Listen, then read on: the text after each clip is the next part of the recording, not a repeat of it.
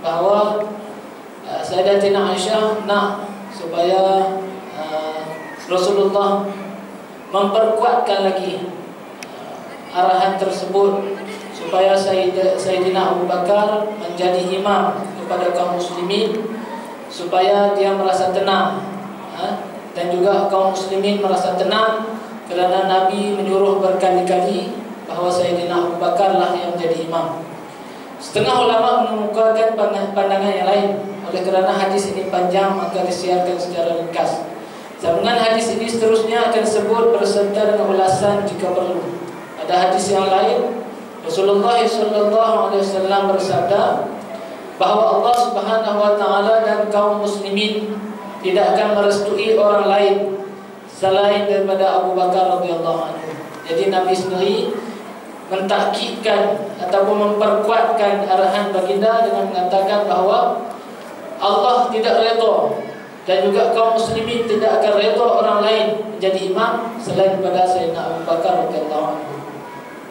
Jadi Sayyidina Abu Bakar telah menjadi imam atas arahan Rasulullah sallallahu alaihi wasallam, yang mana dia telah menjadi imam sebanyak 17 solat.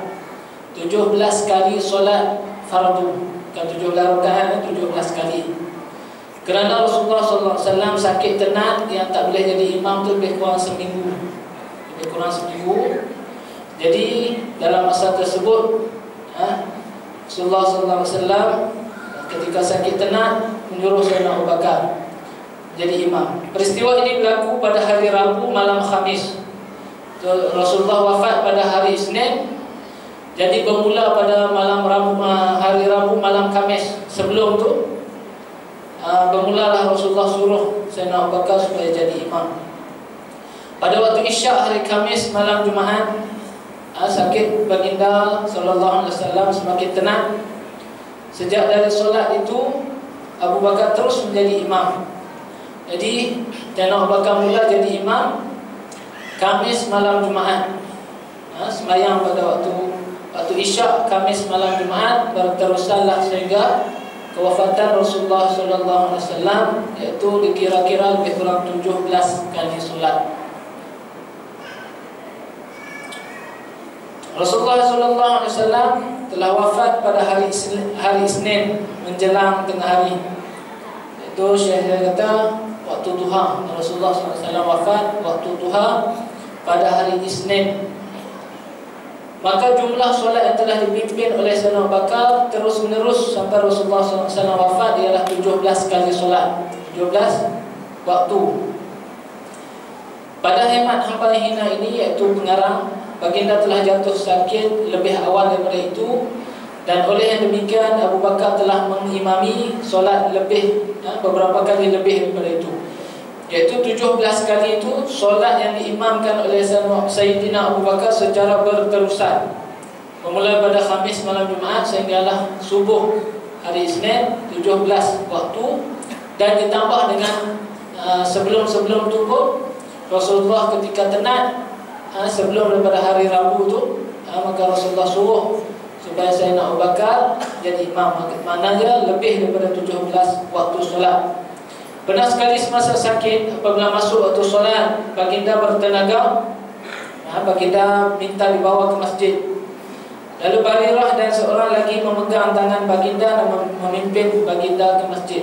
Kita tahu kisah Barirah ni, bagaimana dia diceraikan oleh isteri dia. Barirah ni kalau kita tengok sejarah, bukan diceraikan, isteri dia tak suka kat dia.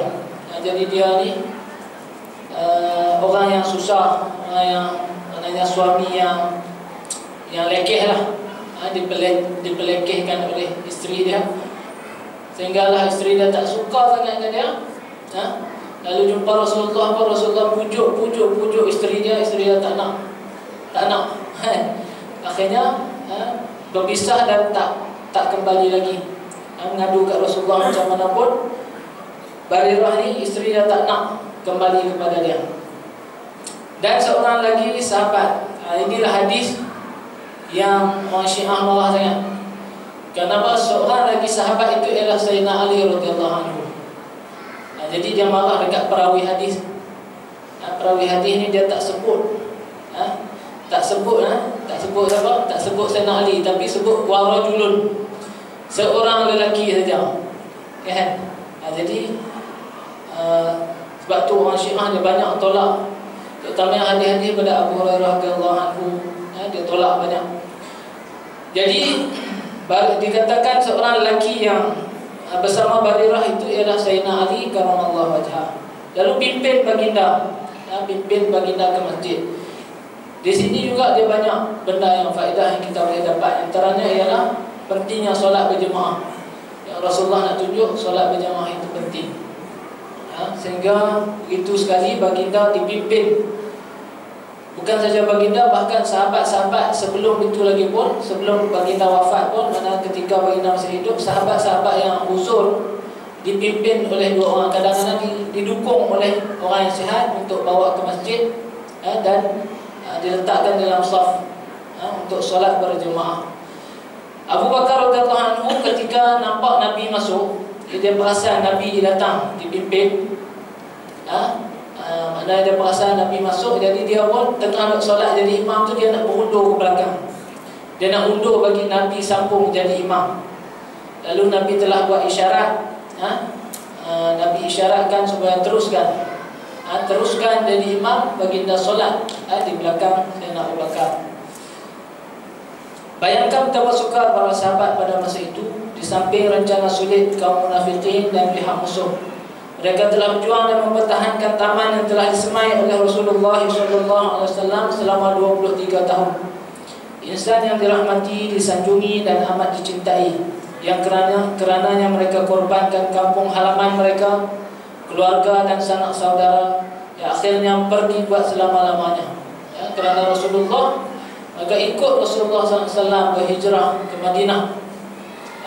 Berhijrah ke Madinah, tinggalkan kampung halaman, tinggalkan harta, sebagaimana Suhaib Ar-Rumi. Suhaib Ar-Rumi ini dia orang Rom, orang putih lah kita kata, pergi ke Mekah dalam keadaan sehelai sepinggang, berniaga kat sana sampai kaya raya. Sampai kaya raya, tetapi bila dah peluk Islam, Rasulullah berhijrah, dia pun berhijrah juga. Dia pun berhijrah sehelai sepinggang, diikut oleh orang-orang musyrikin Mekah. Dia kata sesungguhnya kamu jangan rapat dengan aku, kerana aku ni pemanah yang cekap. Atas kuda ni aku boleh panah seorang-seorang kamu ni kena. Apa yang kamu nak? Kalau kamu, aku bagi peluang. Kalau aku sanggup bagi harta-harta aku, yang kekayaan aku tu, sanggupkah kamu semua lepaskan aku? Maka musyrikin Mekah kata sanggup. Maka dia pun cerita, harta tu aku tanam bawah pintu ni, kat situ, kat sini, ambil lah. Sehelai sepinggang dia keluar, berhijrah kepada Rasulullah SAW. Sehingga sebelum baginda, sebelum pun Suhaib Ar-Rumi sampai kepada Rasulullah SAW, Jibril AS telah mengkhabarkan, Allah SWT turunkan ayat Al-Quran mengenai Suhaib Ar-Rumi. Lalu baginda SAW telah menyebutkan Rabiha bai'a Aba Yahya, Rabiha bai'a Aba Yahya ataupun Aba Yahya, telah untunglah perniagaan Aba Yahya. Dia habis dia punya harta benda dia sehelai sepinggang untuk dia pergi kepada Rasulullah SAW. Jadi bila Rasulullah SAW wafat, apakah perasaan mereka? Kita ni tak apalah, kita sekarang ni sebab kita tak rapat sangat, kerana apa? Kerana kita hidup, kita ada keperluan hidup masing-masing, pekerjaan masing-masing. Tapi mereka ni memang hidup bersepakat, dan juga mereka hidup atas hidupnya Rasulullah SAW. Bagaimana kehidupan baginda, begitulah mereka mengikut secara total kehidupan Rasulullah SAW, sehingga mereka korbankan seluruh apa yang mereka ada untuk Rasulullah SAW. Berita kewafatan itu bertiup kencang. Pagi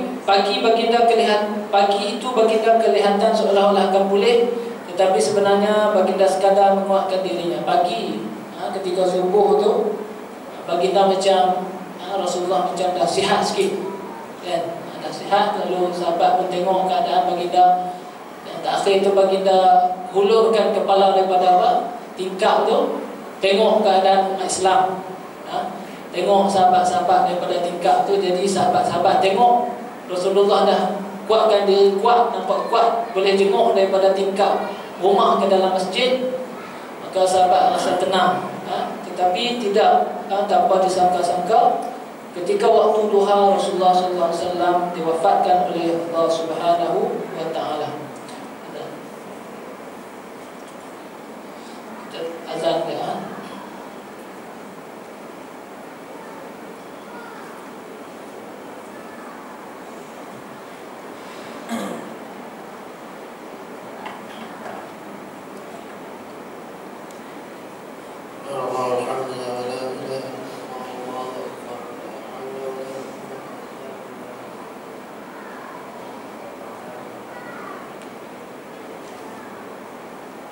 Allahu Akbar, Allahu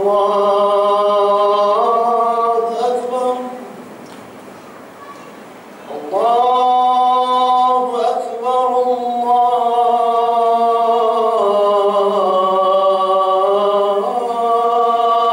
Akbar. Asyhadu an la ilaha illallah.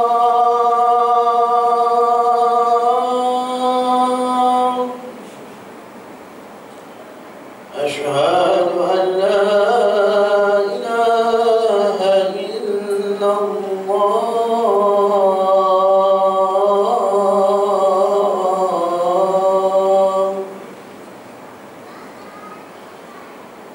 أشهد أن محمدا رسول الله.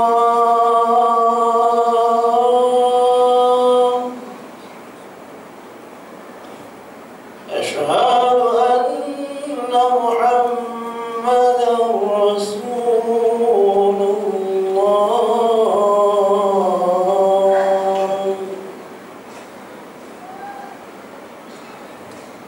حي على الصلاة.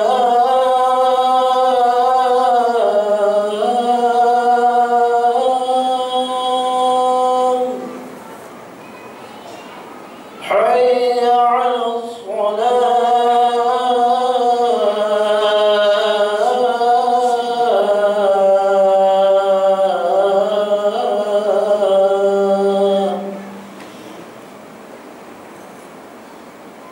حي على الفلاح.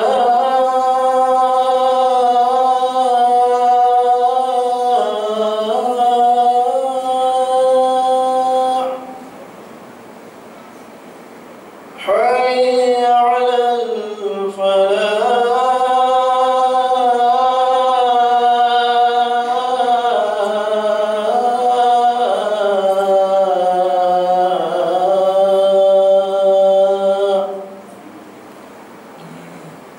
الله أكبر، الله أكبر. لا إله إلا الله.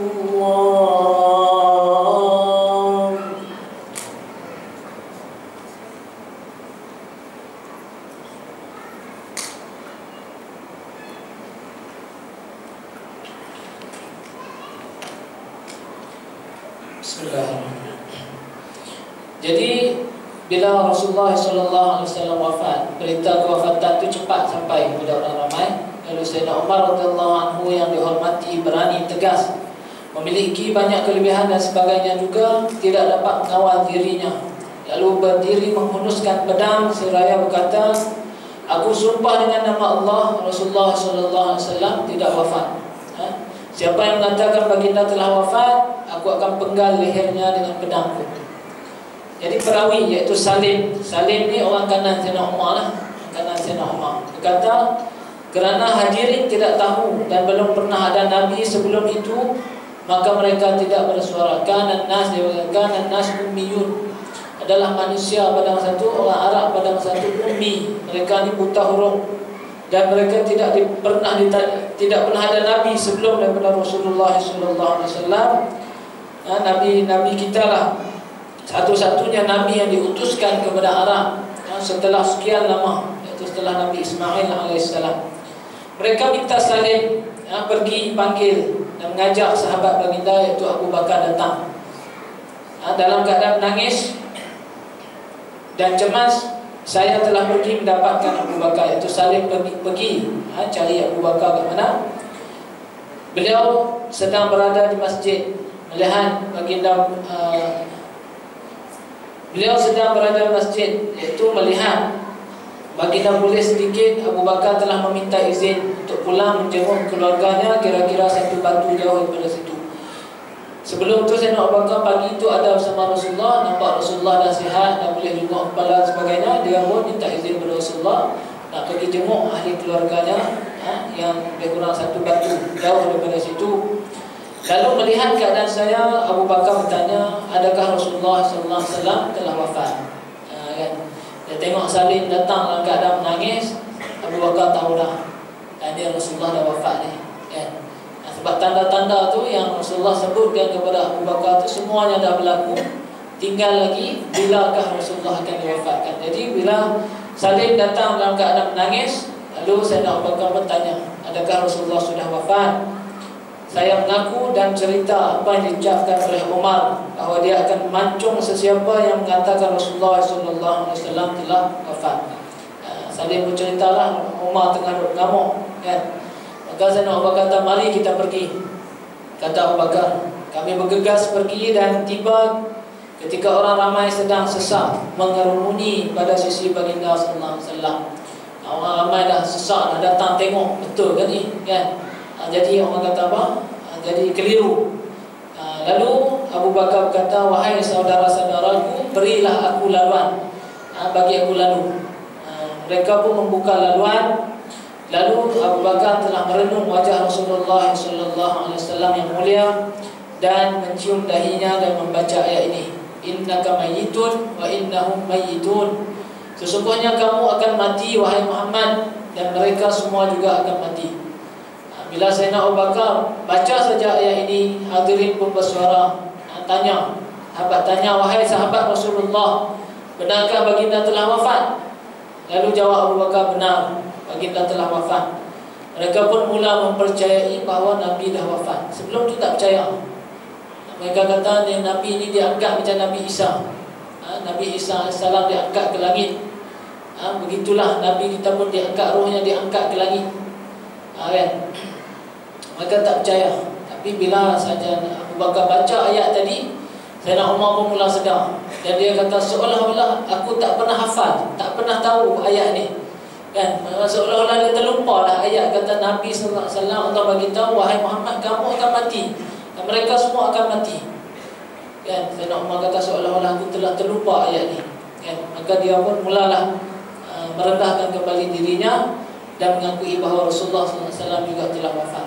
Lalu tanya sahabat, wahai sahabat Rasulullah, wahai teman Rasulullah, adakah baginda perlu solat jenazah?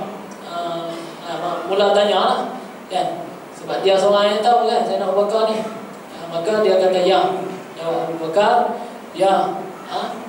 Lalu bagaimanakah solat jenazah kepada Rasulullah? Sahabat tanya. Lalu kata Sayyidina Abu Bakar, bergilir-gilir, masuk bergilir-gilir. Tak buat macam kita. Kita ni satu jenazah kat depan, ramai-ramai kita sembahyang sekaligus. Tidak. Rasulullah tidak, bergilir-gilir, satu kumpulan masuk dan solat jenazah bersendirian tanpa berjemaah, dan pulang. Masuk 10 orang masuk, diri dalam saf, tapi sembahyang sendiri-sendiri. Tak ada imam. Kerana Rasulullah imam. Rasulullah itu adalah imam segala imam. Jadi yang masuk solatkan jenazah Rasulullah itu tidak ada imam. Solat sendirian, baca apa yang diajarkan oleh Nabi sallallahu alaihi wasallam dan keluar. Masuk lagi kumpulan lain sehinggalah habis. Sebab itulah jenazah Rasulullah lama. Wafat pada Isnin pagi, ditanam bila? Selasa malam ditanam.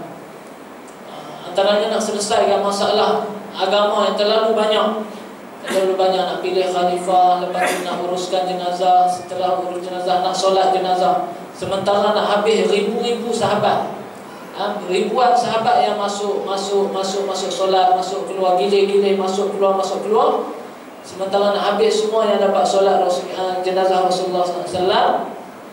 Sehingga malam Selasa malam Rabu barulah dikebumikan jenazah Rasulullah SAW, jasad Rasulullah SAW. Dengan cara itu semua akan tunaikan solat ini. Mana semua sahabat yang jauh ke, yang dekat ke, semua akan dapat tunaikan solat. Mereka bertanya, wahai teman Rasulullah, adakah baginda akan dikebumikan? Jawab beliau, ya. Lalu mereka bertanya, di mana baginda akan dikebumikan? Lalu kata Abu Bakar, di tempat di mana rohnya diambil. Sesungguhnya Allah tidak mengambil rohnya melainkan di tempat yang baik.